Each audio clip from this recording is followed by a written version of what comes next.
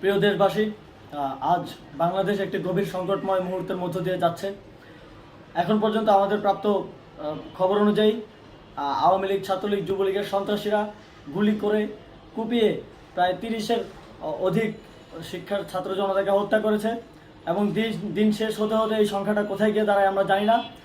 এরই প্রেক্ষিতে আমরা একটি সিদ্ধান্ত নিয়েছি, আমাদের একটি জরুরি সিদ্ধান্ত মোতাবেক আমাদের যে 6 তারিখের যেই লং মার্চ টু ঢাকা কর্মসূচি ছিল সেটাকে আমরা একদিন এগিয়ে নিয়ে এসেছি।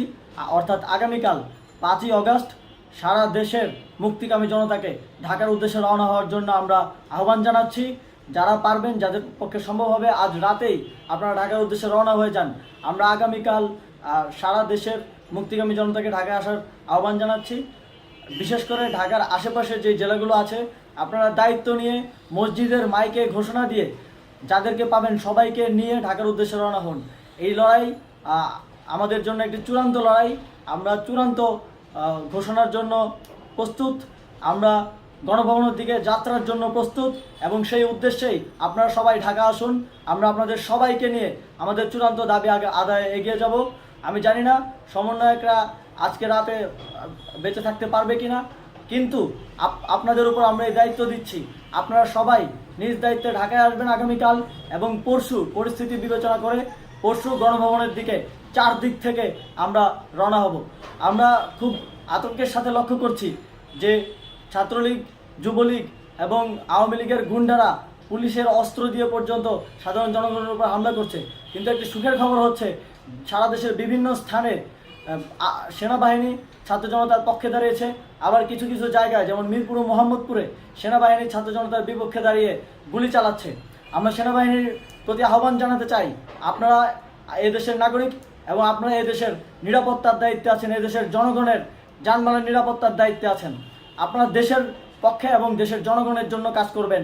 কোনো খুনি সরকারের জন্য, কোনো খুনি রাজনৈতিক দলের জন্য কাজ করবেন না। এটি এদেশের জনগণ আপনাদের থেকে প্রত্যাশা করে।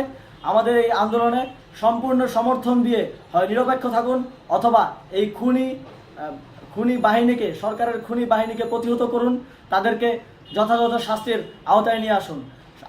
যেই কারফিউ সরকারের পক্ষ থেকে ঘোষণা করা হয়েছে, আমরা স্পষ্টভাবে বলতে চাই, সেনাবাহিনী এই ধরনের কোনো কারফিউ বাস্তবায়নের জন্য মাঠে না নামে। যদি মাঠে নামে তাহলে সেনাবাহিনী স্পষ্টভাবে অফিসিয়ালি জনতার বিরুদ্ধে দাঁড়াবে। আমরা চাই না সরকারের এই ষড়যন্ত্রে সেনাবাহিনী পা দিক। সেনাবাহিনীকে জনতার বিরুদ্ধে দাঁড়ানোর যে ষড়যন্ত্র সরকার রচনা করছে সেটিতে সেনাবাহিনী পা দিবে না, এই বিশ্বাস আমরা রাখতে চাই। আওয়ামী লীগ আজ সারা দেশে তাদের খুনি বাহিনীকে নামিয়ে দিয়েও ছাত্র জনতার প্রতিরোধের মুখে টিকতে পারেনি। রাজপথের পরাজিত শক্তি হিসেবে তারা সেনাবাহিনী সহ অন্যান্য বাহিনীকে আমাদের বিরুদ্ধে কাজে লাগানোর চেষ্টা করছে। এই চেষ্টাকে, এই ষড়যন্ত্রকে ব্যর্থ করতে হবে এবং আগামীকাল সারা দেশে মসজিদে মসজিদে ঘোষণা দিয়ে ঢাকার উদ্দেশ্যে আপনারা রওনা হন। প্রত্যেকটি পরিবার থেকে অন্ততপক্ষে একজনকে ঢাকার উদ্দেশ্যে রওনা করে দিন, এই ইতিহাসের সাক্ষী হতে, একটি নতুন বাংলাদেশের অভ্যুদয় ঘটানোর একজন কর্মী হতে। ধন্যবাদ সকলকে।